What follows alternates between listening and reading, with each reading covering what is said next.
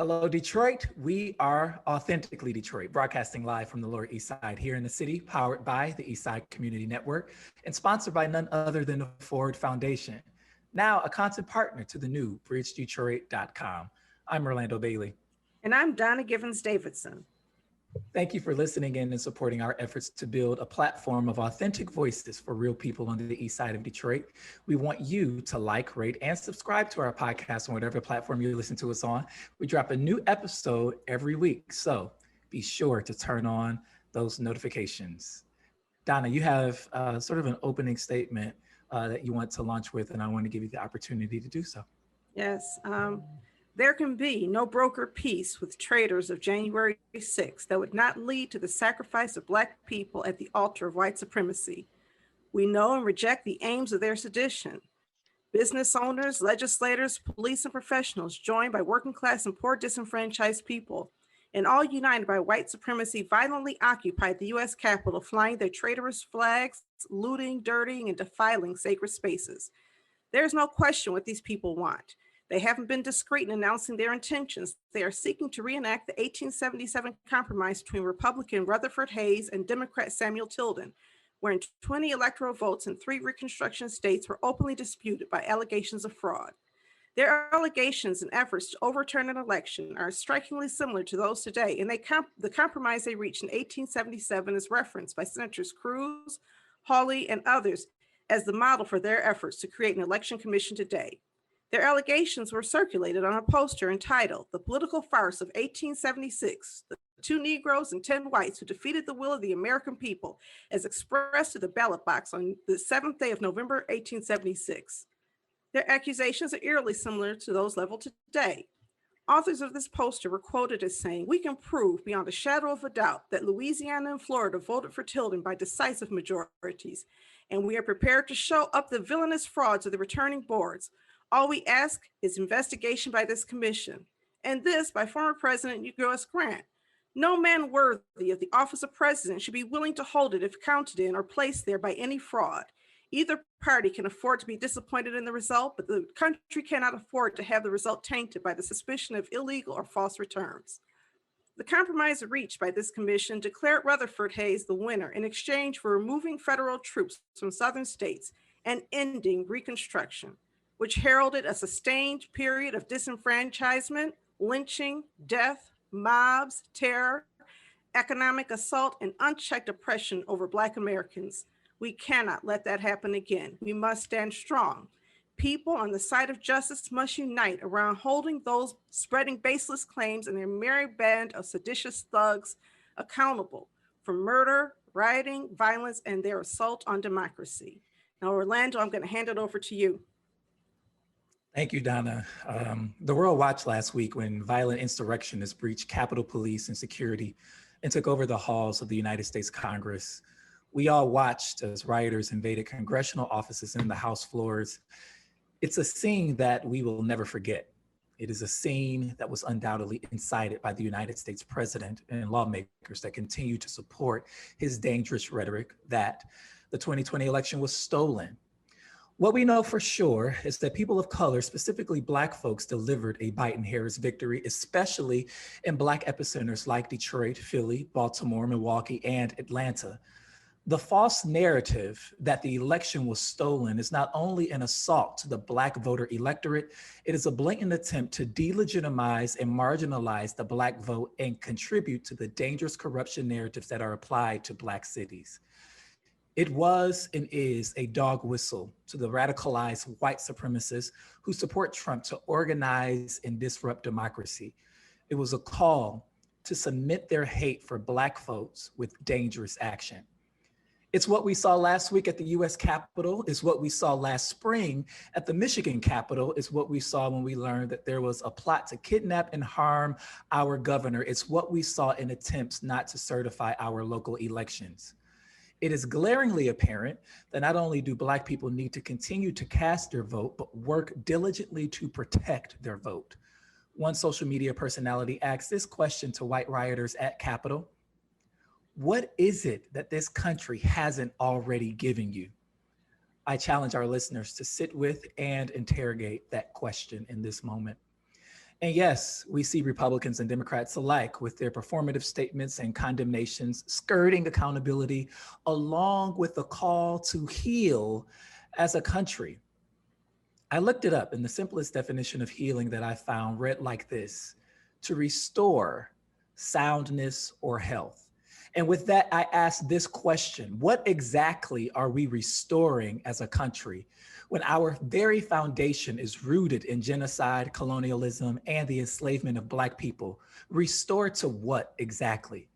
How about we move toward real accountability, reckoning, and true justice? As Black folks, we have many intersections and dualities. For me, it's being a Black man working in news and being traumatized by the news.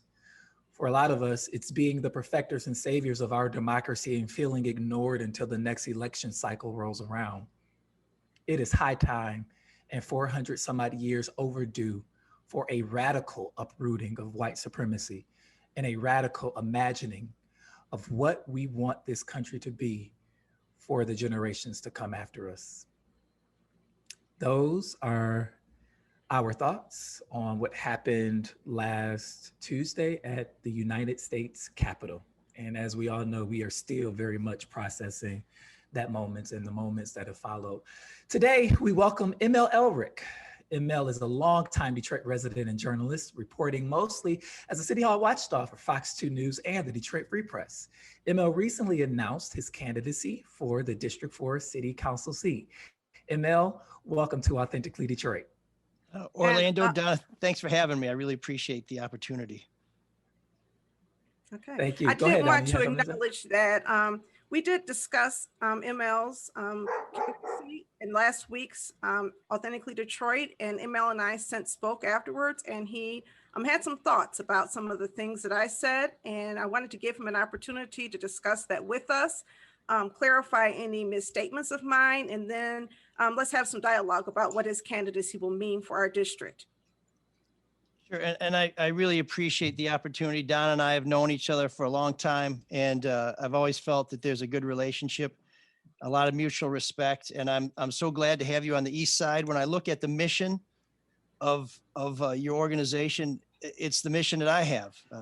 First of all, I've got solar panels and rain barrels, so I'm all for green growth. We're trying to stabilize this neighborhood over here in East English Village and Morningside. I've been a coach at Eagle Sports and other places, trying to help youth find positive role models and good outlets for their energy. And I really think that that by finding people of like minds, that we can get things done that need to get done.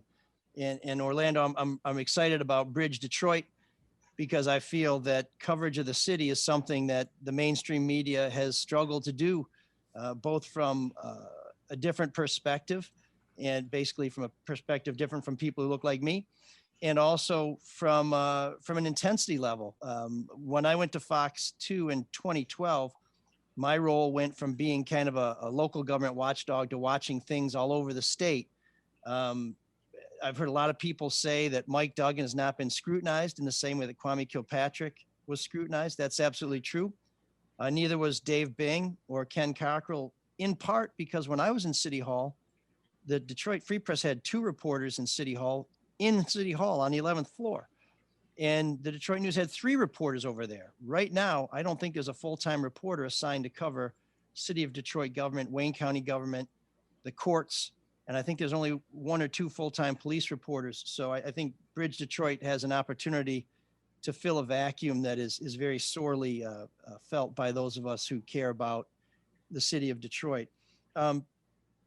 First of all, I don't want to relitigate any old matters. I'm happy to talk about Kwame Kilpatrick as much as anybody would like to. It's been one of the defining stories of my career. It's something I quit a job, I got fired from a job, and I quit another job to stay on that story to get to the truth. I did see somebody on Facebook say that I'm such a bum, I even attacked Eminem. Actually, I wrote a profile of Eminem, but I guess if we're going to go after me on Eminem, we're going pretty deep. That's more than a B-side. That's the Outtakes album. But I don't think Eminem objected to that profile. But one of the things I did want to speak about is that I think and for what it's worth, I think all of our coverage of the mayor was appropriate. People don't know this, but I voted for Kwame Kilpatrick the first time, and I was his first choice for press secretary. And I took a week off from work over the holidays in 2001 to decide whether to stay in journalism or to go work with Mayor Kilpatrick. I held him in such high regard, and the way his career ended was a disappointment and a heartbreak for me as well. Although I won't pretend that I didn't think his time to go had come. But one of the things that I'm concerned about is people sort of see me as a one-trick pony. I'm the Kwame guy. In fact, I'm not. And one of the things I heard last week that did concern me a little bit is questions about why haven't I done anything about Gabe Leland? Well, first and foremost, before I got to Baby, I did Daddy. I did a story on Burton Leland not living in Detroit. Caught his ass, in East Lansing, where he was doing some gardening at his home. Not where he said he lived, but at his home in East Lansing. When Gabe Leland came onto the council, I exposed some of his criminal hijinks when he was in high school, by the way, in East Lansing, not in Detroit, where he would have us believe. And since then, I've done more than any other reporter to expose the mendacity and the criminality of Gabe Leland, starting with the contracts he voted for that benefited his girlfriend's company. I shot video of them having a nice sunset walk on Lakeshore Drive outside Gasper Fiore's home, which is the home of her father, where he would stay, because I also caught his city car in the driveway there one Saturday morning.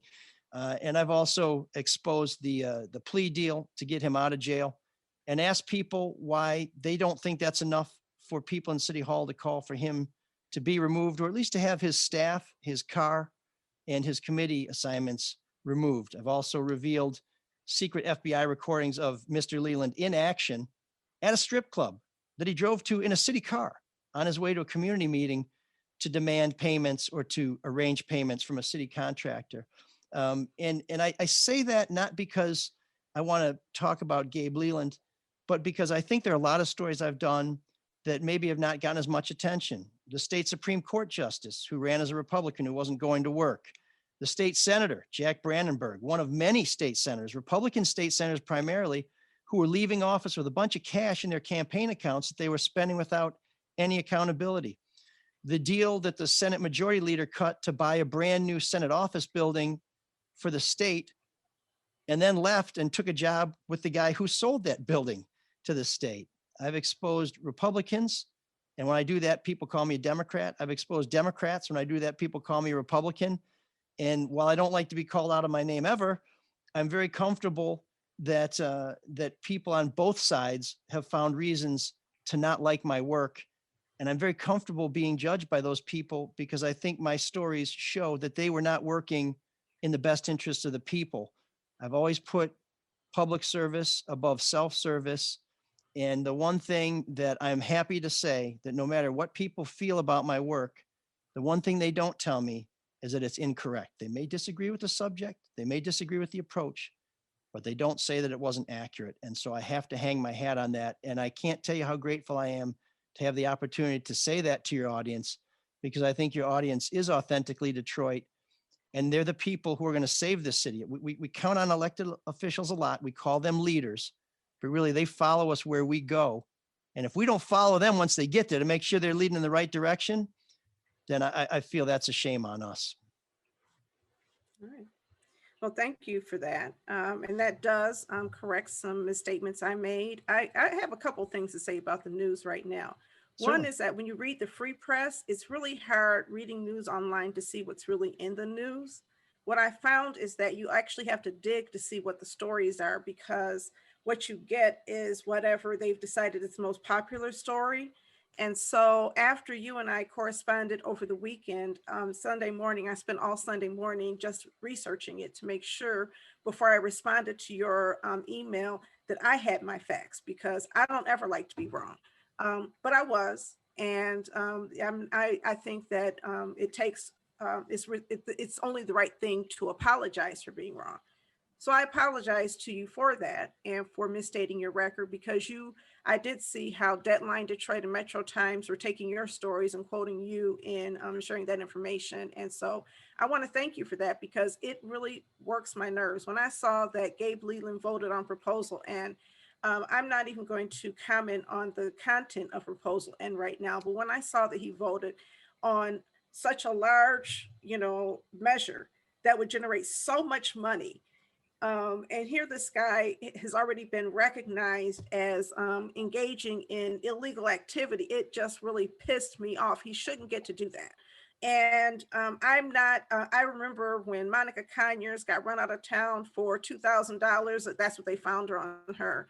And Kay Everett for sausage. I mean, that has to be the funniest crime I've ever read about in my life. It's not really funny, but it's like, my goodness, if I'm going down, I'm not going down for sausage. It was 17 pounds, though. That was a lot of sausage. I like sausage too. Listen. With a little mustard, it's very good. Yeah. It is. But, I always think if I'm going to do it, can it be that cheap? But Gabe Leland was found with how much money that he extorted? It was around 15,000. 15,000? Right? Around that number. Yeah. And even then, he only got half of it. So he didn't even steal right. Yeah. Well, but he tried. he did try. Right, God loves a trier. Yeah, I guess. But, so that has been really upsetting to me. But we do have a number of other questions for you. And one of the questions and one of the things that I shared was a perspective that we're going to get into a little bit later around how Black Detroiters in particular feel about what's happening in our city right now and how we are being represented at City Hall and also in the news. And so to the extent you were caught in a net where you did not belong, I apologize, but I think that there are some things that we need to discuss that are fair to discuss because we have not been well represented. And I think that that many of us feel that way. And I can't say everybody feels that way, but I don't think that I'm in the minority in saying this. I run a nonprofit. I'm talking to people in the community all the time who say, wait a minute, when is my turn? I was at a town hall meeting a couple of years, it was an evening city council meeting and people were lined up out the door asking, when are you going to come into my neighborhood and do anything, right? I'm a taxpayer. I've been here for 20, 30 years and I don't feel like I'm valued by this government. And so as we talk, I just want that frame to be in mind. It's not personal. You are right. I don't know if you remember how we first met. I do. But I was working in Vanguard and there was somebody who was attempting to open up a strip club, barbershop, restaurant who worked for her husband. His wife worked for City Hall. Now, I'm not going to get into names, but I was so upset about this. It was right around the block from my nonprofit, not far from my church. And I had read some articles you wrote in the paper about strip clubs. And I decided I was going to try to put this in the news because we felt so powerless. And you did write a story about it. And I ended up, just to take us back to history, Richard Mack, who's now in the city charter revision commission, called me up. He was a member of Perfecting Church and he was representing Perfecting Church. I was at Second Ebenezer Church, trying to keep strip clubs from, invading our communities. And that's something that was your beat then, right? You were the strip club guy. I know you're a big well, let me set the record straight there.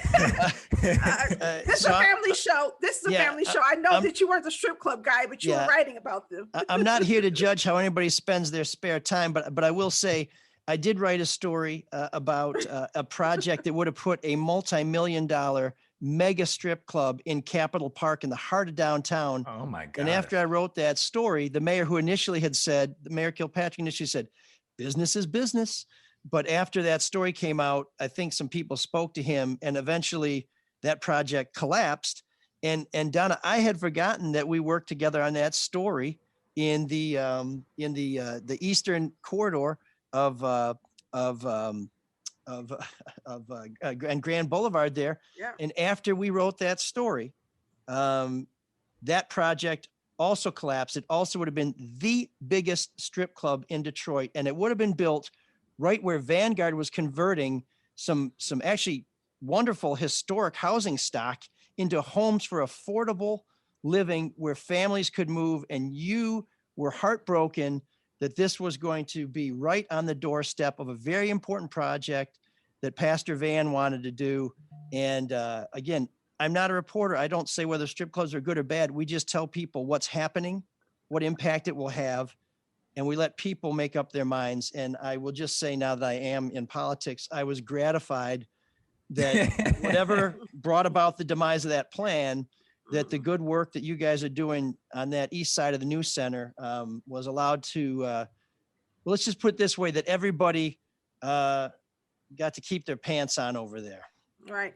And, here was our one of our big concerns is we had a teen center, the Spot Teen Center. But I should say I was a city hall reporter at that time, Donna. I'm sorry to answer your question. I'm sorry. Say I'm getting ready for politics. I just keep talking and don't answer a question. I was a city hall reporter. I'm sorry. Okay, not the strip club guy, but I guess because the decisions got made at City Hall, that's how you got involved in the story. And I didn't really understand your beat. I just knew that your byline was attached to a lot of these stories. And so actually, these things didn't come up in City Hall. And I'm sorry to interrupt, but I knew about these things because I live and I love and I work in Detroit. I don't love at the strip clubs. So I don't want another correction here. But I knew about what was going to be Club Rain because I spend a lot of time burning shoe leather in Detroit. And I think because of that, people like yourself who are trying to make Detroit better knew who to contact. And so I go where people are. And the thing I hate the most about this pandemic is that I can't spend time with people like we used to, because that's how we learn about the city. I started out as the obituary writer at the Free Press. And I will tell you, I learned more about the history of Detroit by writing about some of our greatest citizens who had passed on. I had no idea Highland Park was at one time the Grosse Pointe of Michigan. I'm just not that old, although I look it now. So yeah, just one last thing I just want to clarify. We had a teen center. My big concern was not the houses, it was the teenage girls. I did not want our teenage girls being tempted by and somehow exposed to what was happening there, because when you're working with vulnerable children or vulnerable young people, you want to protect them, and it was just too close to home. So I thank you for that. It's fine if people do what they want to do. We are adults, but I did not believe that was part of a redeveloping neighborhood. So thank you for that.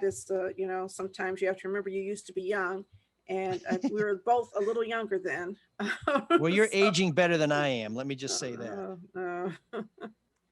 All right, guys, it is time for Fresh Off the Press, news that we are thinking about. If you have pieces that you want discussed on Authentically Detroit, you can hit us up on our socials at Authentically Detroit on Facebook, Instagram, and Twitter, or you can email us at authenticallydetroit@gmail.com. Donna, Fresh Off the Press. Michigan plans to charge ex-governor Rick Snyder in Flint water scandal. This is by Dave Edwhite and Dave Edgar at the Associated Press, which is, I think, shared with the Free Press. It's a newswire, so everybody picked it up. Okay, thank you. Yeah, I don't really know how these things work like you all. I'm the rookie. But Rick Snyder, his health director, and other health officials have been told they're being charged after a new investigation of the Flint water scandal, which devastated the majority Black-led city with lead-contaminated water and was blamed for a deadly outbreak of Legionnaire's disease in 2014 and 15.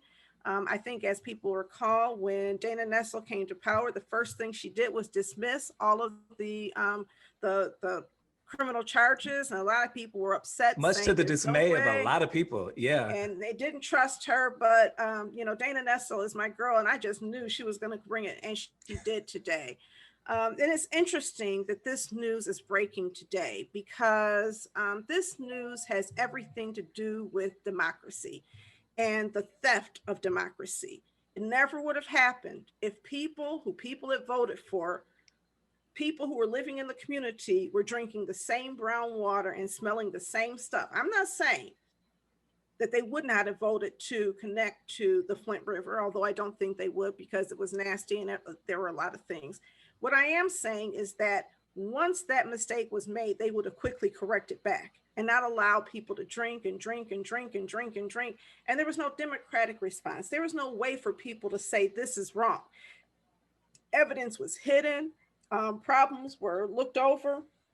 And Darnell Early, who later became an emergency manager for Detroit Public Schools, presided over all of that. I think that we have to look at the importance of democracy and the assault on democracy of Black people that has been ever since we've been on these shores. We were not even treated as though we were human and not given any rights as citizens. Dred Scott decision said, in fact, that we had no rights that a white man had to obey, and that we could not be citizens, whether slave or free. However, after we were freed, we still struggle with that. So in 2013, the state's governor, Rick Snyder, same Rick Snyder, stripped Detroit elected government of its authority and named an emergency manager to take autocratic control over the city. And the key elements that would later mark Trump's election facilitated the state takeover and bankruptcy of Detroit: authoritarian rule by the super wealthy, a white lash against Black political power, voter disenfranchisement, the gutting of workers' rights, and the pillaging of public goods and institutions. And this is from the 50-Year Rebellion: How the U.S. Political Crisis Began in Detroit by Scott Kursich. So I think that some people could say that what's happening right now on a national level was preordained in Detroit, when there were people who decided that Black votes did not matter. And I think we can all recall that at one point, 60% of all Black people in the state of Michigan had some form of emergency management overseeing us. And that meant that we had our rights stripped as citizens. We had no more right, no more control over our immediate environment than our ancestors did when they could not vote. And that is horrifying to me. It makes me extremely angry. So let's talk about it. Do you see a parallel, Orlando and ML, to what's happening in DC? I see it, but I'm wondering. I really just want to bring up to the forefront that, you know, the loss of democratic power and the power to elect your own representation is traumatic, particularly traumatizing for Black folks in the city of Detroit. And, you know, seeing city assets being sold or given away or leased out was, you know, met with so much anger and disappointment from you know, residents in the city, particularly residents on the east side that we spoke to every day. I do want to bring to the forefront, we talk a lot about, you know, our ancestors as Black folks, you know, not having the opportunity to vote. And I really want to localize that and help folks realize that the right to vote for real in this country for Black folks is only about 50 years old. And so, you know, somebody who was born, who it would have been illegal for them to vote. My grandmother being one of them, some of my great aunts and uncles being one of them, my mother even making that number. And so it is not so far-fetched. We're only like 5 decades into this, this ability to really be able to exercise our voting power. And I think we realize just how precious and how powerful we could be in 2020 as it relates to the primary presidential elections as well as the general election. And we also realize how nimble and shaky this right was when we continue to see an all outright attack on the voting rights and the legitimacy of Black votes. That said, I think that this announcement could not have come soon enough.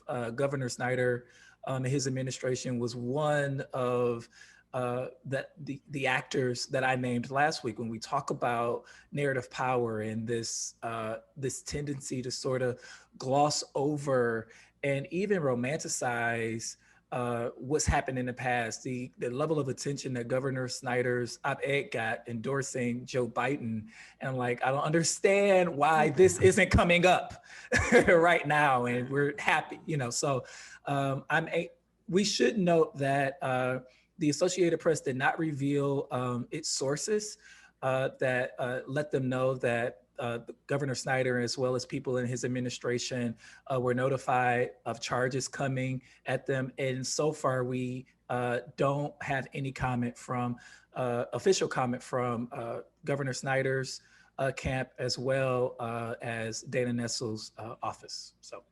Yeah, good points. I just want to make this hyper local, because my people have been in Detroit since the 1920s. And in the 1920s, Black people in Detroit did vote. We did exercise political power. In fact, we exercised so much political power that we helped elect Judge Murphy to become judge. Frank Murphy, Hall of Justice, we helped elect him judge. And we also helped elect him mayor after that.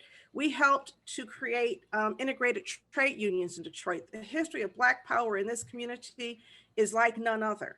And Goes so back. when you see the white lash, when you have people who are able to create a middle class, and you have people who are able to move into neighborhoods based on the amount of money they were making, even though racism kept people out of neighborhoods, it created this tension in our community. But we had strong, long history of Black leadership. The dismantling of Black power is even more upsetting to me, given that I'm studying for this course, and I'm going to talk about it every show. That's right. Where are you teaching that? Where are you teaching that again? Columbia. My first class is tomorrow. Isn't it the Ivy League? Yeah, right. You're a big timer. Right. Okay.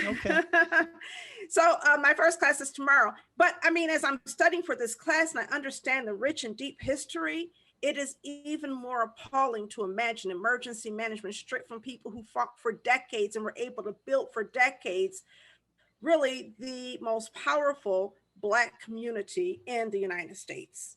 Well, and then of course, go on. Mayor Kavanaugh in the 60s would not have been mayor if it wasn't for the Black vote. And our current deputy mayor, Conrad Mallett Jr., his father was one of the people that helped put Jerome Kavanaugh in City Hall. And so we have seen a lot more recently than mayor, I should say mayor, than governor, than I think Supreme Court Justice Murphy, that the Black vote has been decisive. And of course, it was no more decisive than in 1973 when Coleman Young was elected.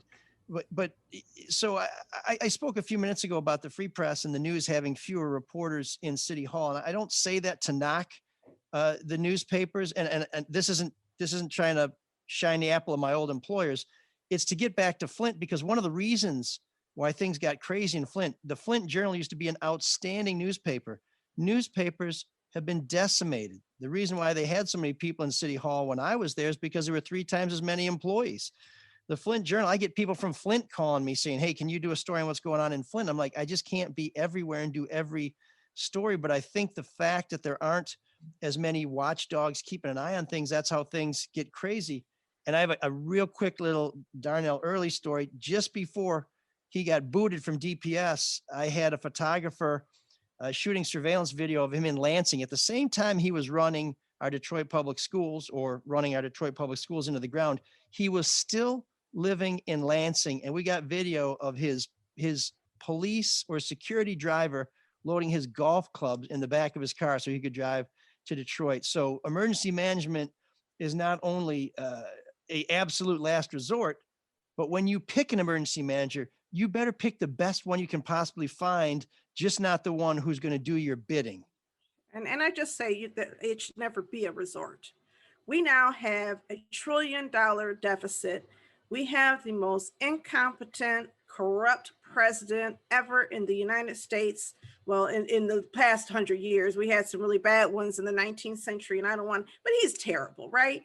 And yet nobody is talking about stripping the right for the people who voted him to have the right to vote. In fact, they're still trying to strip our power. We didn't put him in office, y'all did, right? But whenever you have I didn't vote for him, I should say. I don't mean, when I say y'all, I mean the people. The royal y'all. I got you. Yes, it's not. I'm not. This is not directed at you. No, that's all right. I'm okay. I'm okay. I'm glad to know, and I'm glad you were able to confirm that you did not vote for him, because the rest of this is going to go a whole lot better now that we know that. But what I mean is that the only time it's when our rights are seen as disposable, when we have to prove that we have the right to vote, that's when we have a problem.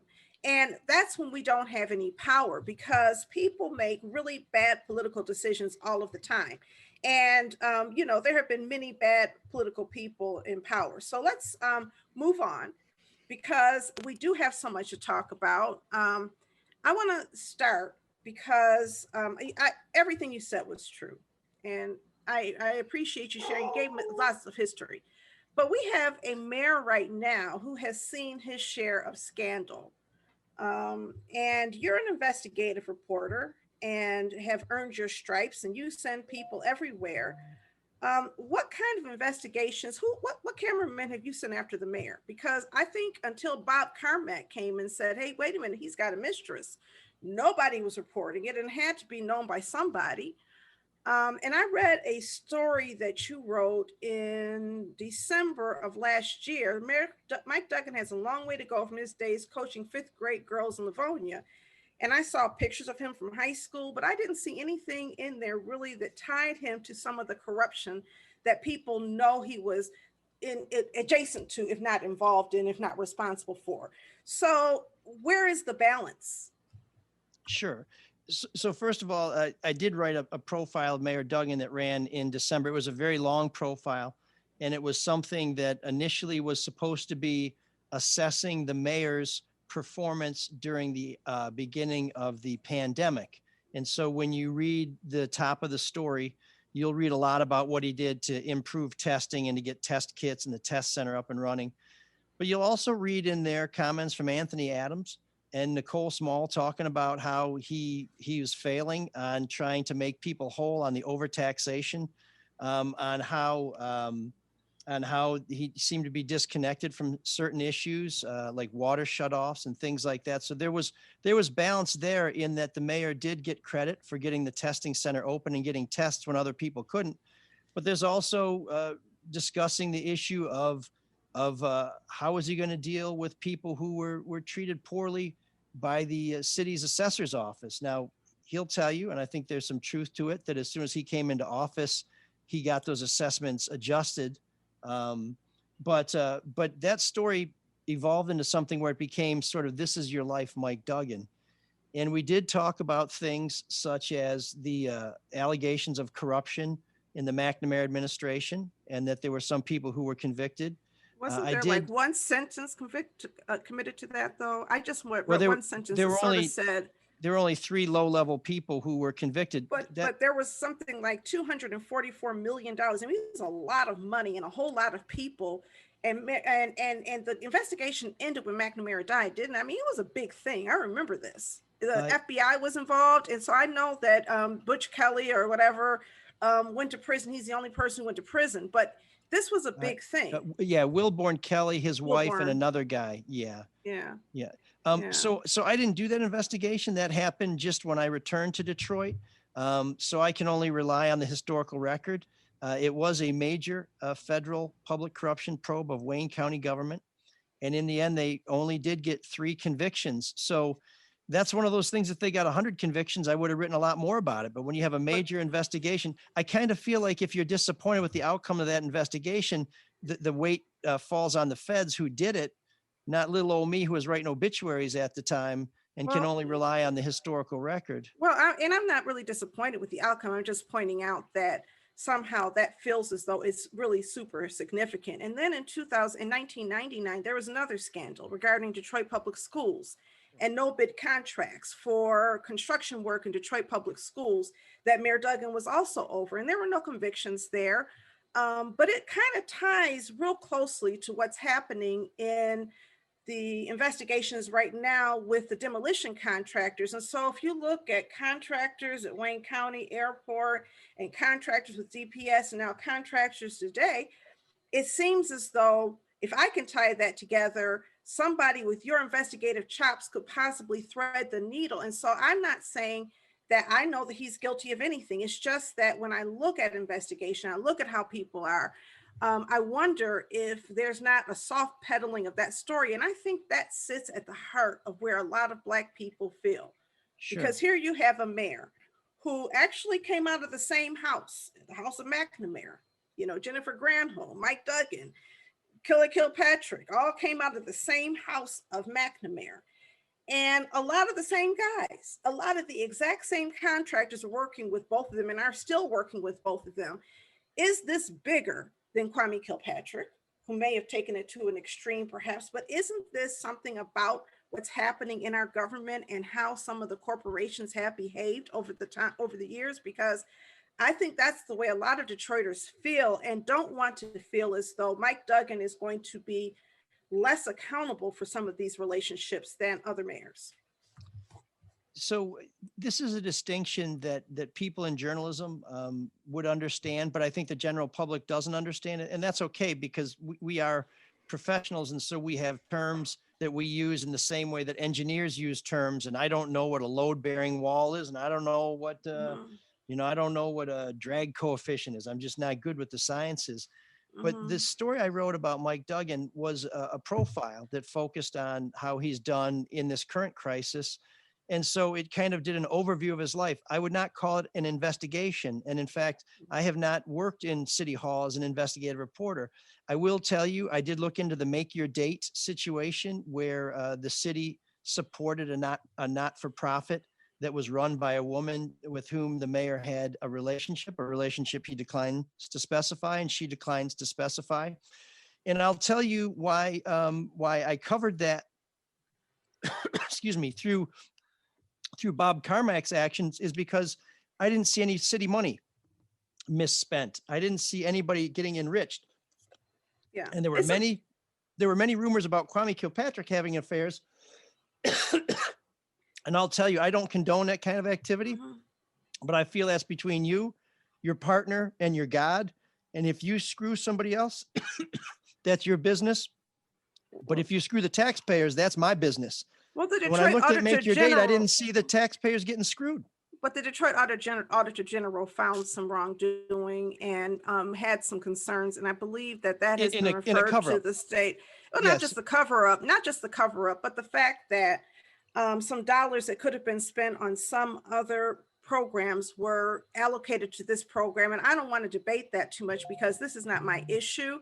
I think what my issue is that there are investigative journalists who have investigated overtaxation, who have investigated contracts with demolition, who have investigated Make Your Date. And it doesn't feel as though you, the bulldog investigator who has really taken it to the man, has done much with a mayor who has these same vulnerabilities. And so I'm not saying that Mayor Duggan is worse, bad. I'm not the jury. I'm saying that as an investigative reporter, if you are an African-American person in Detroit, you kind of want to see the same level of diligence when it comes to that from the guy who helped do that with Kwame Kilpatrick. Now you've seen Kat Stafford and you've seen Christine McDonald do a great job really digging in.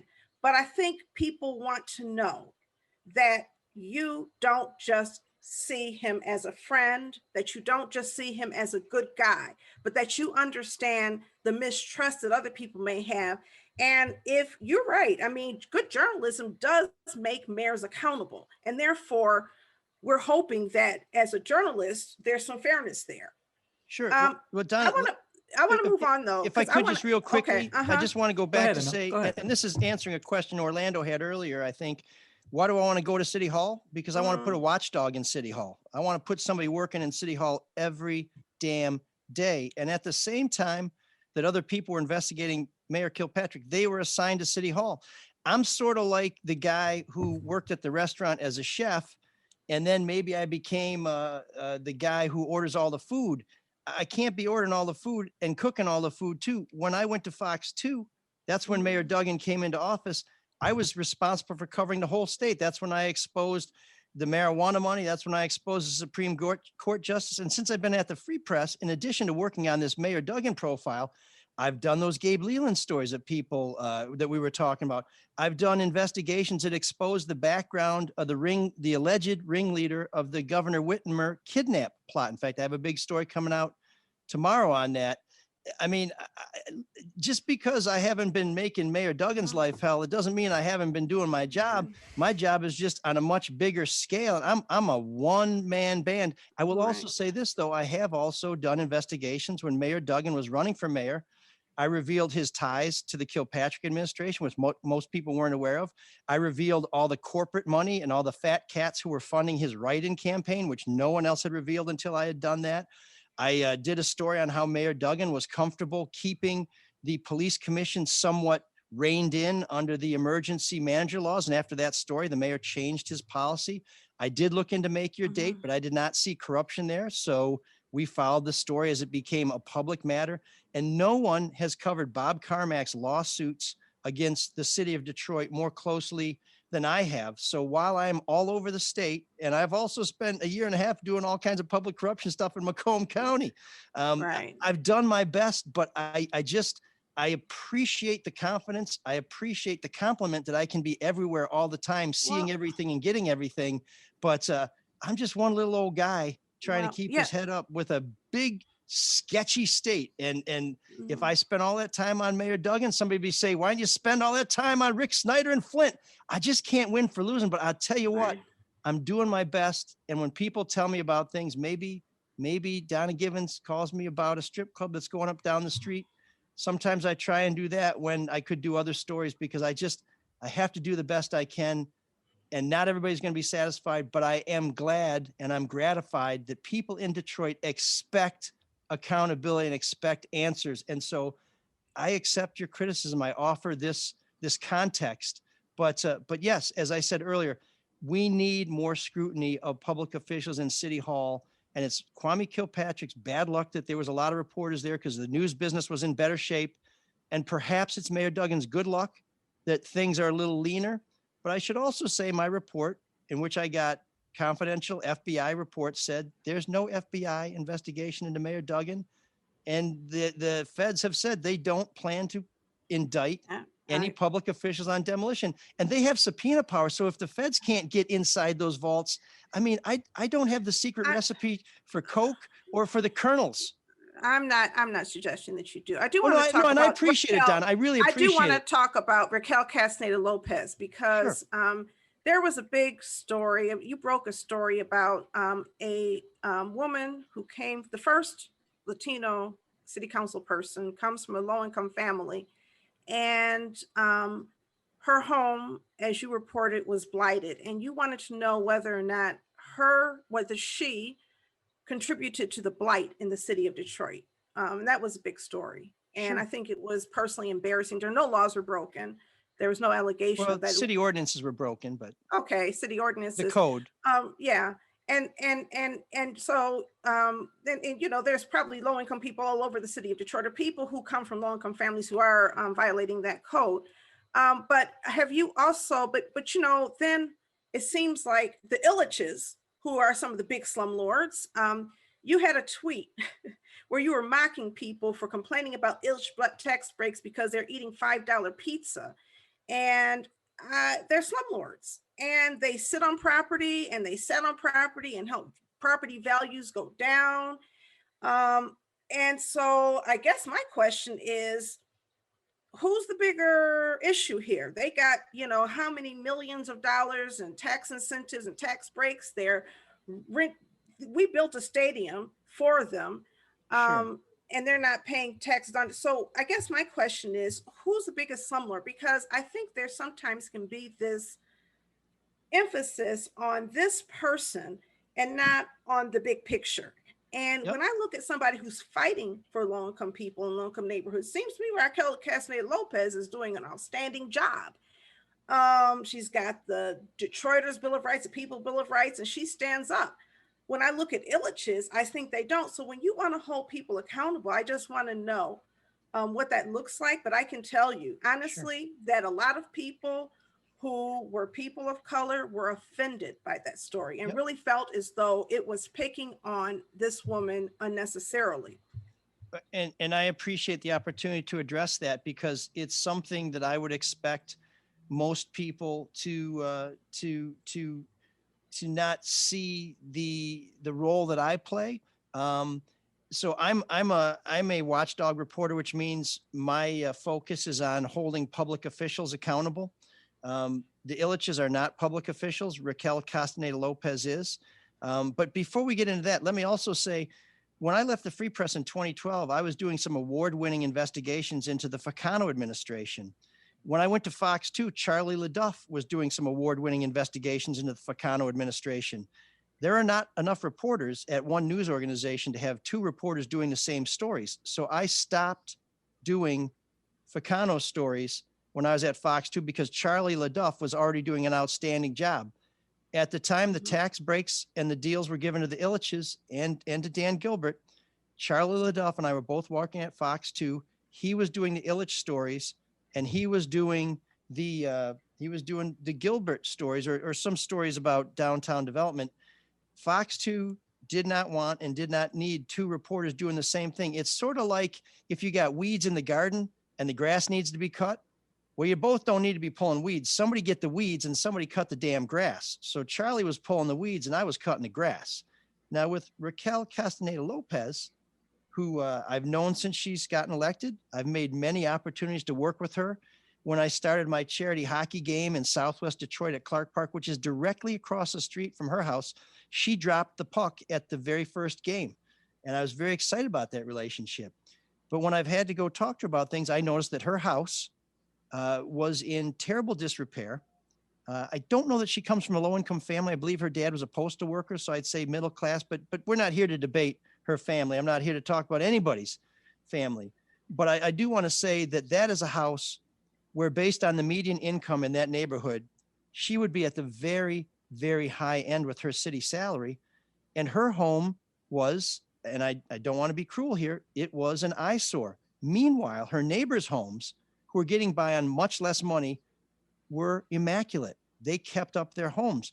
One of the things that I think is really important to remember is you don't have to be a millionaire to take trash off your porch.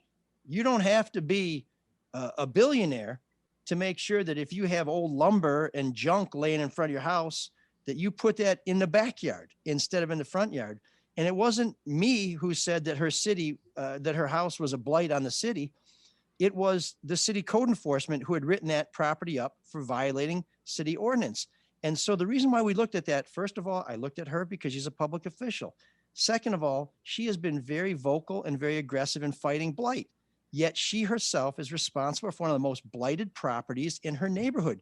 To her credit, she has fixed it up. That house looks very, very nice. But she has a house that looks like it's fallen down across the street from a city park where kids play. I think we'd expect anybody to fix that up.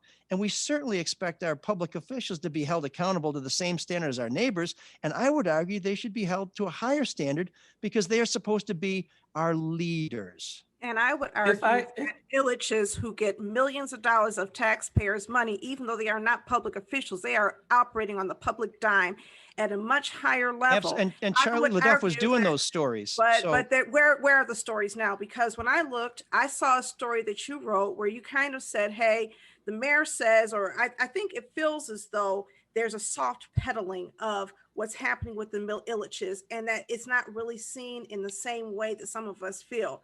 I just had a community meeting today. The Illiches were supposed to purchase the Tsunami Center from NSO as part of their District Detroit, which doesn't exist. And then the NSO was going to plow that money into building a new there are signs. There are District Detroit signs. It does And that's about it. And they got how many tax breaks? Got money from the public schools to do that. And so, you know, and it wasn't just tax breaks, they got tax incentives plowed into them. And so I guess my thing is that we got to look at scale and we've got to look at who are the biggest slumlords. The biggest slumlord in Southwest Detroit has and will always be Manny Maroon until he sold it to the Ford Motor Company. And then they got the tax incentives for that. That was the biggest thing. And people complained about that forever. So I think that, yes, she had a house that was blighted. And quite frankly, we have a bunch of houses like that are blighted. And yes, yeah, you should fix it up. But I think it's not blighted anymore. Well, I understand that, but I think it was humiliating. And I think that also for Detroiters, it felt like that created some issues for a lot of Detroiters that I talked to. Sure. Well, so anyway. Donna, let me just tell you that I'm a Detroiter too and have been for over 21 years. And I will just also tell you, if you see that story, we spoke to her neighbors. And let me tell you, neighbors are very reluctant to criticize neighbors on the record, on camera, particularly when those neighbors are city officials. And her neighbors told us in no uncertain terms that the condition of that house upset them. And they took very nice care of their house. And by the way, she had another blighted house down the street, but let's just stay on this one. But it was her neighbors who were upset. And there were people whose children played at Clark Park who found that to be troubling. So I do think it's important to acknowledge that Detroiters, we are a very diverse population in terms of thought and not just in terms of race and class and religion. And there were Detroiters who did not like that story. And there were Detroiters who said to themselves, thank goodness somebody's finally doing something to get my block cleaned up. And that somebody who has a lot of money, who isn't fixing their house up, is being held to the same standard that I am because I don't have a lot of money and my house looks great. I also think that we have to, when we're telling those kind of stories, to add a little bit of nuance and, you know, cast a wider net when we talk about the blight issue in the city of Detroit, looking at some folks who are middle income by salary, but, you know, not necessarily middle income living. Also, the fact that there are so many people who would love the opportunity to fix up their homes, but really don't have the resources. Community development block grant money for home repair resources have essentially dried up within the last decade. And it is laborious and cost prohibitive for a lot of folks, even folks who make a decent salary, to afford or have the opportunity to fix up their homes. And so in addition to highlighting the councilwoman, because, you know, that's your job, I think what could have rounded that story out, I think it was a missed opportunity of the larger issue of blight in the city and how it is not a failure of personal responsibility on part of many citizens who live in blighted homes, but you know, a failure in systems when we talk about the lack of help that residents have when it comes to maintaining the beautiful housing stock that we have here in the city of Detroit. You know, just my thoughts. I do have a question though for you. And Orlando, if I could just on that point, yeah. And I don't want to turn this into ML versus Raquel. I admire a lot of what she does. If I'm elected to council, I hope to work with her on issues that we both care about and think are in the best interest of Detroiters. But some of the problem with that house, and again, I know that house because I've been doing things at Clark Park for years. It was just crap left on the porch for years. Mm-hmm. Things that just need to be taken to the curb. And you know, so listen, I appreciate if you don't have money, I understand that you can't put a new roof on, but you can make sure your garbage goes out and then it goes back in the back when the garbage has been picked up. These are the things that no matter how much money we have, we can do to make our neighborhoods better and that we can show respect for our neighbors. I want to talk about your candidacy for the District 4 City Council seat. Oh yeah. That's currently forgot about that. I'm running for something. That's currently I was running for my life a minute ago there, but no. Well, you know, no. Donna would be a great. This is great. Donna would be a great addition to any newsroom. I'm just saying, like, there are some people who belong in newsrooms that are just like misplaced. Donna's one of those. And listen, anything I bring you, I'm bringing you what I hear on the streets. So sure. If you hear it from me, you hear it from me. People the streets be talking. This is street talking. Listen, I'm going to put it out there. A lot of times we keep our things and we're very polite people, right? We don't really say what's on our mind. If you're going to change people's minds, they need to hear you respond to these questions. And absolutely. They're tough. So I don't soft pedal, but it's not because I'm trying to be hard. I am really trying to speak on behalf of the people who give me voice and pay my salary, and it's what we hear. And I just don't want to sidestep the issue around housing affordability and also what money looks like. When you come from large extended families and you're taking care of folks and you have a whole lot of debt, money looks a whole lot different than when you don't have those responsibilities. So I don't know what kind of other responsibilities. I think sometimes people are just dealing with a whole lot of stuff. And so I think it's fine. It's a story, but I just remember that and I heard about this from other reporters. So it's not just from people on the streets, but other people who work in the news also were a little concerned about that emphasis. And again, felt like it might've been a little bit unnecessary, but Orlando wants to talk about District 4 and so do I, because there really was people. She's a resident. Yeah, no, I appreciate that. I'm a resident of District 4 and people in District 4 want to know what you will do. I watchdog, right? But what is your vision for community and how would you fix it up? Well, one of the things that's been successful for me, both as a reporter and as somebody who does charitable endeavors, is strategic partnerships. And to me, if you represent District 4 and you're not working with Donna, then you are not representing District 4 very well. And so one of the things when I listened to the podcast and I heard some of your concerns about me, I thought, whoa, this is somebody who I expect to be a partnership with. And if we're not talking to each other, we're talking past each other, we got to fix that right away. And I do want to hear what people on the street are saying. Now, also, don't forget, people on the street said, and they say to this day, there's a party at the Manoogian Mansion. And I've never reported that because I've never believed that. And I spent a lot of time investigating it. And I think the mayor appreciates that I've said from the beginning and to this day that there was no party at the Manoogian Mansion. So let's get the hell off of that now, please. And I'm sorry I brought it up. Just to say, though, that there's a... Hello? Uh-oh.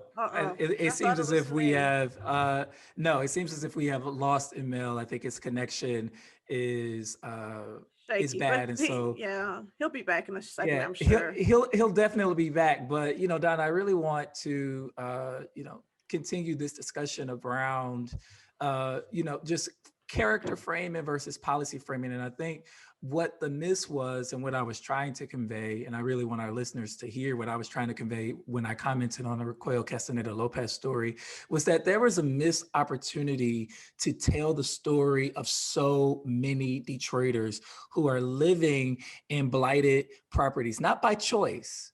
And I think that there's this misplaced critique when we talk about personal responsibility in the city of Detroit and putting that onus on people who can't afford it, when more than half or almost half of our population qualify for the poverty tax exemption, right?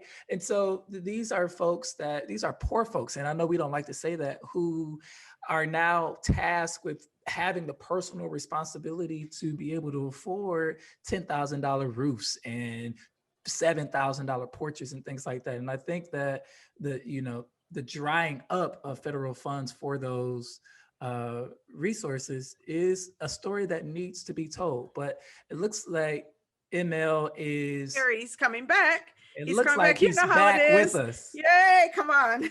It looks like he's back with us. So here we go. Okay. So I have to tell you this. I don't know when I cut out, and I don't want to be conspiracy guy, but right when I started saying there was no Manoogian Mansion party rumor, my internet connection went down. So that was it. That's where you left off. That does not mean there was a party. That's just coincidence. Okay. Let me be clear. I've said from the beginning, and I'll say to my dying day, there was no party because I've seen no evidence of it. But it's just to say that there's a lot of word on the street. It doesn't necessarily mean it's all true. But I want to get back to Donna's point because I think it's crucial. Strategic partnerships. We know we don't have the money in City Hall to do everything everybody would like, but we know there are people in the community and elsewhere who are doing things that we need to have done. And it's identifying those people and bringing them together. One of the big supporters of my charity game in Clark Park in Southwest Detroit is the Eastside Youth Sports Foundation, about as far from Southwest Detroit as could possibly be. But they see the value in that. They understand that we're all connected. So, I mean, while I would love to represent District 4, and I don't take it. And they support ECN as well. And I don't take it as a given that I'm even going to get through the primary. I mean, I've given up my job to do this. I'm putting it all on the line, and I'm going to work harder than anybody to make this happen. But the work doesn't stop. So let me ask you this, Emil, why now? Why now? Yeah, well, that's a great question. One reason I have to tell you is I'm an old dude. I'm 53, and I've been doing journalism for 28 years, holding people accountable. And I have to tell you that when we talk about accountability, it's not just on the reporters. People in City Hall need to be asking some of the questions that Donna's asking or Orlando's asking. I don't hear those questions being answered. Somebody needs to ask them. I'm a professional. I'm an expert at asking those questions. But the other reason is about 5 years ago, I started this charity hockey game to support the Clark Park Coalition. And it's one of the most gratifying things I've done in my professional life. I'm also on the executive board of East English Village Neighborhood Association. I mean, I've been cutting the grass in East English Village forever, but now I'm actually on the board and hearing more about what's going on in the neighborhood. I've been a school commission member. I've been a coach with Eagles Sports at Baldock Park. And I've gotten to a point in my life where a lot of the things I do that make me feel like I'm making a difference, they take up a lot of my life, but I'm doing them on the side. And I want to make that the focus of what I'm doing. I want to make helping. So again, I want to get back to this, why wasn't I doing more stuff in City Hall? Because with Fox, I was covering the whole state. I want to devote what time I have left and what energy I have left to the city of Detroit, to making this neighborhood and this city the kind that my daughters will be able to raise their families in. And they're getting to an age where they're going to be thinking about things like that. It's been a wonderful place for us. I want it to be as good as it can possibly be for them, and hopefully someday for our grandkids. And I don't want to go to the board meetings in the evening. I don't want to cut the grass when I can sneak in the time. I don't want to sort of cheat the boss out of a few hours here and there to put on a charity hockey game and to help kids. I want that to be my job. And I also want the work I do when I see something wrong to tell people something's wrong and somebody needs to do something about it. We talked about something early in the show that's wrong that nobody's done anything about. I want to be in a place where I say, when I ask you, what are we doing about this because it's wrong, that people feel compelled to answer me, and not just because they think I'm going to jump out of the bushes to ask them with the camera, but because it's my job and it's their job to answer. And if they feel like they don't have to answer, well, I might feel that I don't have to vote for things that they care about. So this is about trying to do the work that I've been doing in a different way, with higher stakes, in a place where instead of sitting at the edge of the table, I've got a seat at the table, and where I'm learning more. You know, like I said, obituary writer, I learned so much about the city. And when you're a reporter, you learn so much about the city. When you're a public official, you learn even more about the city, because when people have a problem, the first person they call is their city councilman. And I want to be the one who answers that question. And I want to be able to try and find solutions to those problems. And I've done as much as I can as a reporter. And I just feel like there's more that I can give. There's more that I can do. And this is the best way that I can think of to do it. And I'll tell you, the more I hear from people, the more I'll get better at figuring out exactly what we need to do. I got some ideas, but I want to hear what people have to say, because I don't think I have all the answers. The answers are out there, but my job is to collect them, to evaluate them, to put them together, and then turn those answers into action. So that's and we spent a lot of time talking about individuals, right? And there are individuals, and I actually believe that in my capacity, I have to work with everybody who's in government. So I have questions, and I hope that I think newspapers have a role, news reporters have a role, I have a role. But I think that what we don't talk about all of the time is systems, right?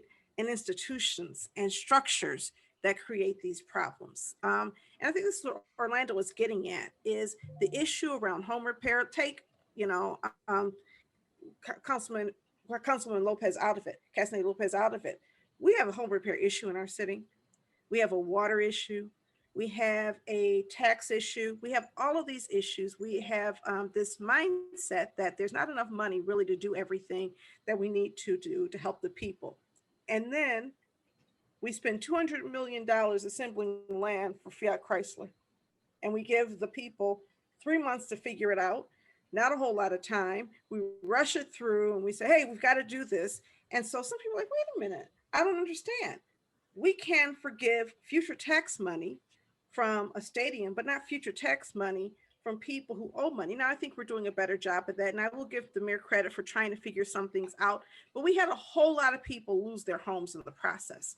So for me, I'm interested in what kind of structural solutions do you think we need change at a structural level, or are we going to keep on doing more with less at the neighborhood level? Well, first of all, I don't think that it's sustainable to always do more with less, because at some time you're trying to do something with nothing, and then what do you got? But I do see things like the tool library on East Warren. That's something that's being done by the community with a little help from some nonprofits to provide people with things that they need to repair their homes. Anybody who's tried to work on their car, particularly a newer car, you can't even change the oil because you don't have the right tools.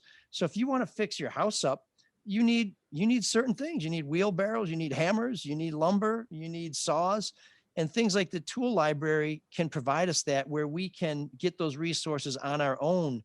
But the Fiat Chrysler deal, I'll tell you, that's a deal I'd like to know a lot more about. And I think as a council member with access to this material, access to material that's protected under negotiations, it's not subject to the Freedom of Information Act, I think I have a lot better grasp on what's going on about that as it's going on as a member of council. The scrutiny that I bring to deals, you will get a lot sooner in the process if I'm on the 13th floor. But I do think a lot of this, and I do think the mayor's done a little better job of this than previous mayors, comes from engaging with the community and saying, what are your problems? What can we help you with? What resources can we pull together, both as a city, putting your tax dollars back into your community, but also leveraging our relationships with nonprofits. I think we've seen the nonprofit and the foundation community just become real heroes during the pandemic. The computers and the internet access that went to our kids from DPS, because Wendell Anthony and some other people said we need to do something about this. I think the mayor and council not only have access to the levers of government, but there's a bully pulpit there. There's a way to mobilize people. You have to listen before you speak, and you have to hear. It's not just a matter of waiting for somebody to stop talking so you can talk, but you have to hear. And then you need to take that back and see what you can do with it. And you know, what in our city is going the wrong way? What processes are not as efficient as they could be? I have to tell you, I need to have a much closer look at those things. It does feel like garbage is being picked up better. I'm glad to see bulk pickup back. But I also have to tell you, I wish that was being done by city workers as opposed to contractors. I would like these jobs to come back to Detroiters. In my neighborhood, shortly after I moved back, Governor Engler, in yet another FU to the people of Detroit, took away residency. That gutted our neighborhood. We lost not just police, but we lost city workers with good paying jobs who had families in this neighborhood that supported both our Catholic school and our public school.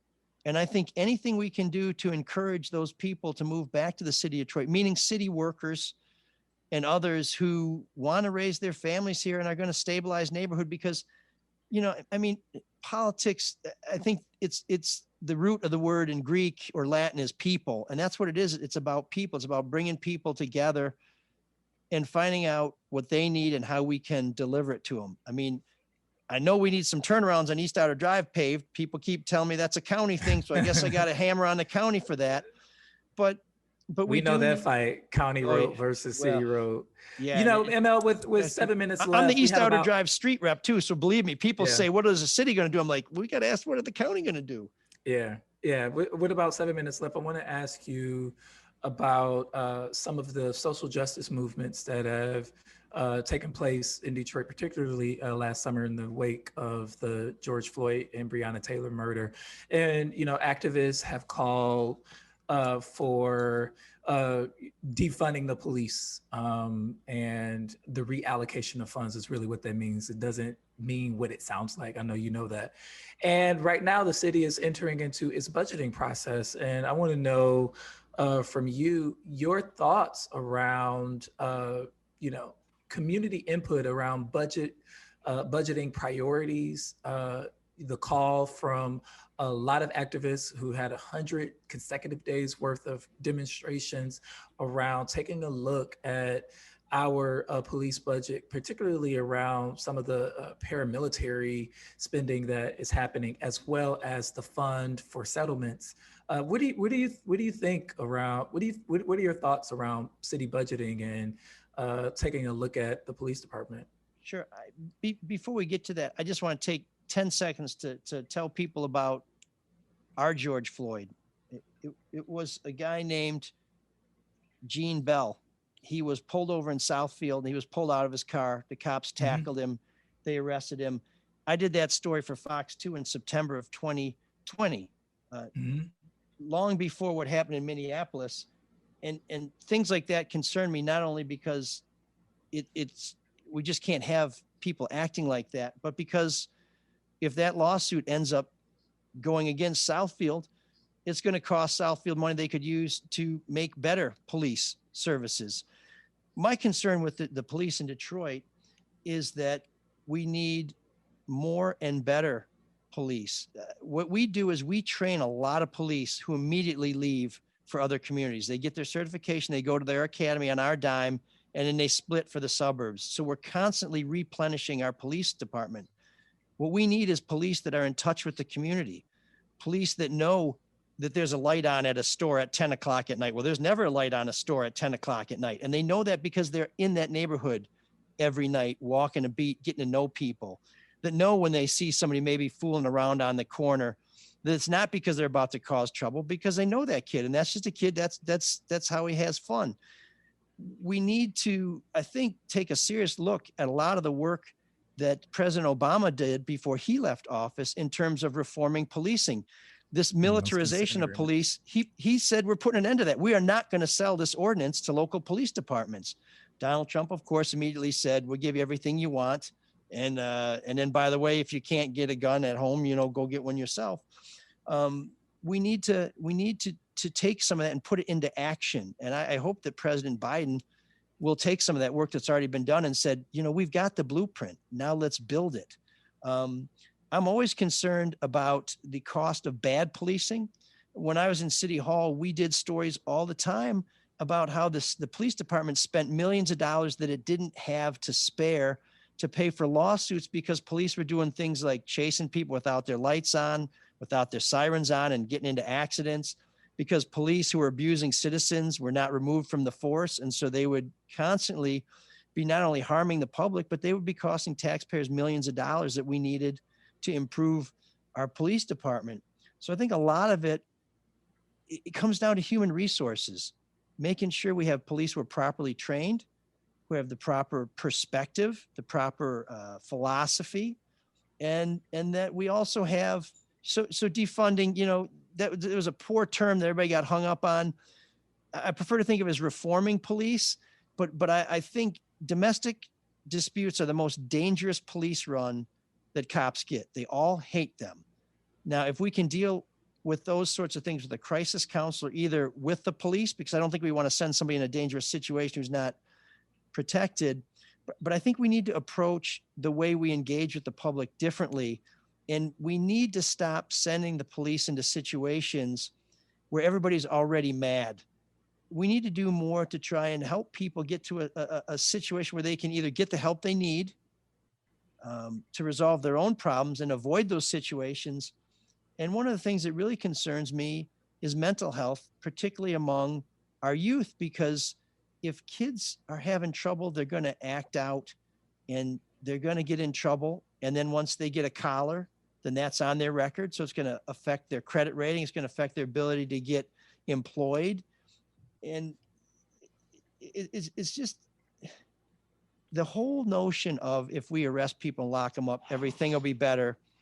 It doesn't work. It does. We need to look at the whole thing, and it's more than dollars and cents. Money is obviously critical, but I think we really need to evaluate the situations we're sending police in, and we need to find out if there's a way to make them more what they're supposed to be, which is peace officers and not warriors. Right. So we just have a couple minutes left. I do want to get I have some things. I want to point out that when people say defund the police, they're not just talking about reform. In fact, there are a lot of people who believe that the corruption cannot be reformed, that the police are infiltrated with white supremacists and people who have no love for Black people in the community, and the disparity between what you saw in DC and also what you see in the streets of urban communities could not be greater in terms of how the police respond.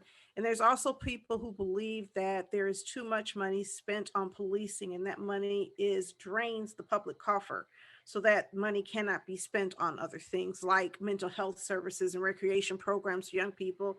So the jury's out, and I think there's just a big debate that probably does still need to happen on that. But I think that the nostalgic view of who police are does not necessarily cross over to all populations of people, because there's some people who see the police and immediately get alarmed because of their interactions that happen over the years, and they've always been that way. There's never this great time where the beat cop was my friend and he walked hand in hand with me and I felt safe. And there are many people who point out the historical roots of policing. But I have a question, because you covered two things recently. One of them was the Detroit Will Breathe protest, and the other one was the counting of the votes at LCA. And the police were very active and present in both things.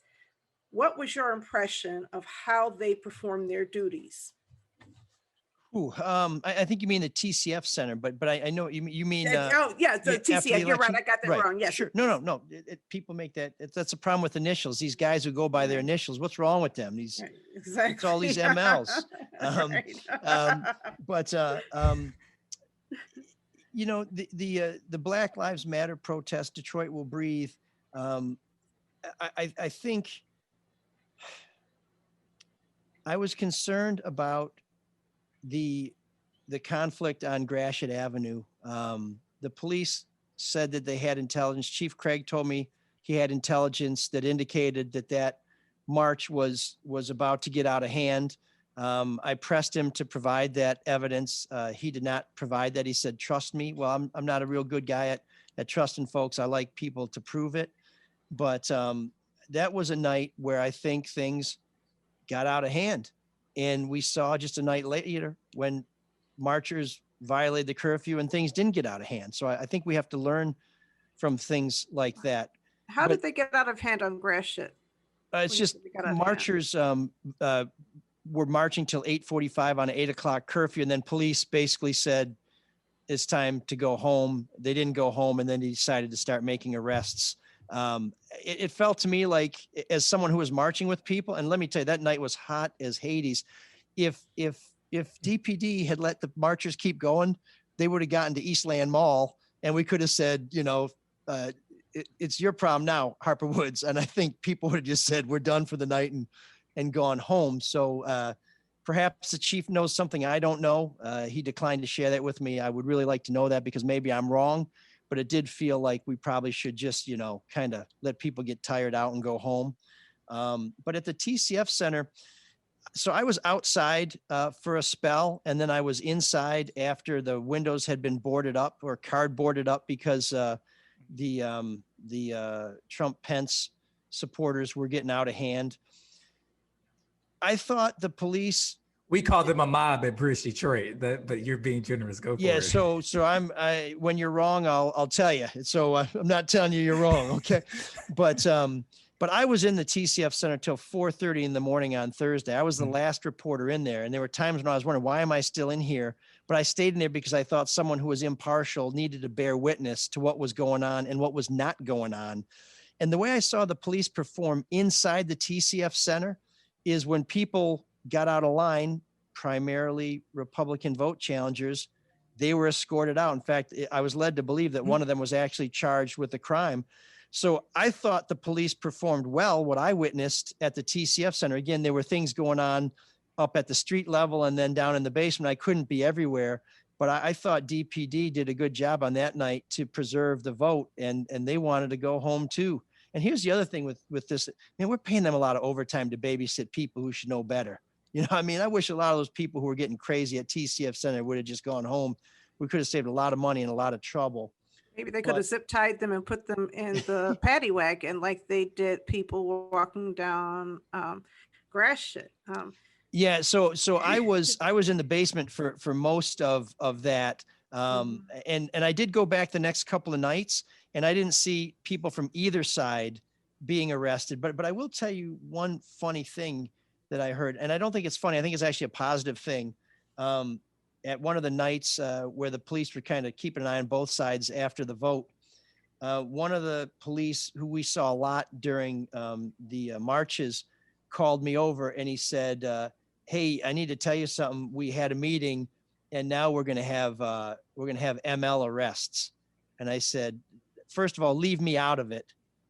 You want to name something after me, name the cure to a disease, but I don't want to be associated with arrests. And I said, well, what is that anyway? He said, well, you asked at a press conference why police didn't offer protesters an opportunity to surrender and just basically say, we're going to occupy this space. If you want to arrest us, we'll come peacefully. You can arrest us and do what you got to do. And the chief kind of laughed at you, which he did. And he said, but we now have a policy where we are going to offer people an opportunity to surrender before we surge into a crowd to start arresting people. And I was glad to hear that, because I wrote extensively about the clash on Woodward Avenue, which seemed to be more violent than any other encounter between police and protesters. But I have to say, I can't take credit for ML arrest, because it was really Tristan Taylor's idea. And he asked me, why don't they let us peacefully surrender? And for people who don't know Tristan, he's the leader of the Black Lives Matter movement, Detroit Will Breathe, along with his niece, Nakia Wallace. Yes. Yeah, we interviewed Tristan on here one day when he was marching. Yeah. And so I said, Tristan should get credit for this, because I asked the chief about it. The chief clowned me pretty hard. So then when I told Tristan that the chief clowned me, Tristan clowned me. and then it turns out everybody's laughing at me, but maybe something good is going to come out of it. So I'm okay to put the clown nose on if we're going to have a little more peace in our city and people can have their say and go about their separate ways. But I do think people appreciated the role that myself and Mandy Wright and a lot of journalists played in basically making sure that police knew they were being watched, and also helping get the message out for the marchers, and also to provide the response of the city when marchers, they didn't always know everything that was going on the inside. We had a better line on that, and we could try and explain both sides to our audience and to the public so that we could kind of come together on the things we could come together on, and on the stuff we disagree on, let's hope we can disagree agreeably. All right. Thank you, ML. Listen, it's always a pleasure to hear from you. And we, of course, it's never enough time when we have guests like you on, ML. We got to figure out another time. Thank you for coming on. And if our listeners, if you have topics that you want discussed on Authentically Detroit, you can hit us up on Facebook, Twitter, and Instagram at Authentically Detroit, or email us at authenticallydetroit.com. Don, I do have one announcement. The announcement is that I will be moderating the Black Homes Matter event at 6 p.m. Wednesday, January the 13th.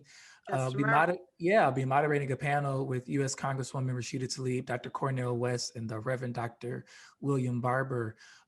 This is put on by the Coalition for Property Tax Justice.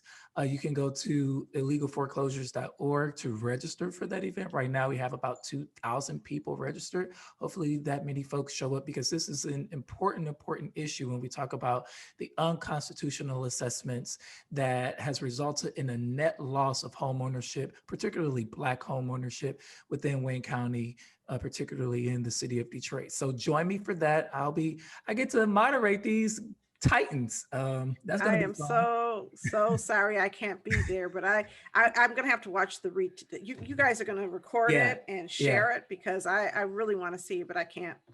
Yeah, so that's happening tomorrow. Donna, do you have any announcements or shout outs?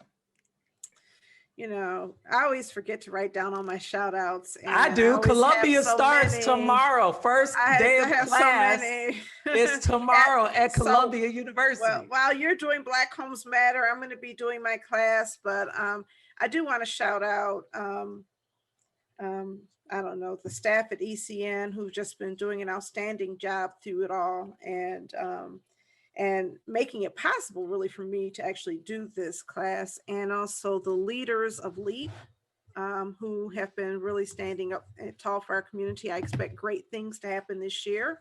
We're working on a lot of initiatives. I want to thank Elrick for coming on with us, and for sharing so much about your history that I don't think either one of us had any knowledge of. And sitting in the hot seat. People who listen, and it is, but that's part of running for office, right? And so I do want to thank you for that, and wish you well in your endeavors, and thank you for your service to the community and for the work that you have done over the years in helping to hold public officials accountable. It's not easy, and I know that nobody's ever going to always agree on everything, but I know that this has been a labor of love for you, and you've put a lot of effort in. And as a longtime Detroiter, I do want to acknowledge your contributions to our local community also as a volunteer. Well, thank you, Don. I know that's not an endorsement. I'm still working on that. I think I have a ways to go, but I appreciate the opportunity to speak to people. I appreciate your grace and just the generosity you guys have shown to me. And I will just tell you, if you want to be in public life and you can't stand up to questions like this, you have no business being in public life. I might not always be right. I might not always tell you what you want to hear, but I will never flinch, and I will never tell you that you can't ask me something or tell me something, because I want to hear from people. And that's the only way we get to know people and get moving in the right direction. So I want to thank you for what you guys are doing. And I want to see it grow, because we need more people in the media. We need more people asking questions like this, because that way it doesn't always come down to me. Well, so here's the other thing is, as you work through your candidacy, I really do encourage you and everybody else running for public office this year to take a look at the Detroiters Bill of Rights. We've got to decide whether we are a people-centered government in the city of Detroit, or whether we are a finance-centered government, which looks at trying to incentivize business with the thinking that if we can just make businesses healthy enough, the community will thrive. It hasn't worked for us in our community, and it won't until we enshrine certain rights in a Bill of Rights for people who live inside of our community, who know they can count on not just the garbage, not just having the street lights on, but having clean, affordable water, having access to resources to maintain their homes. And that means sometimes a tool library, and sometimes it means having access to being able to pay somebody to do things that you cannot do on your own. Recreation centers and things of that, there's a whole long list, as well as having a police force that is responsive to our needs. So please look at the Detroiters Bill of Rights as you move on. Count on it. Thank you for coming tonight. All right. All right, that's going to do it for this episode of Authentically Detroit. We thank you for listening, and we want you to catch the wave.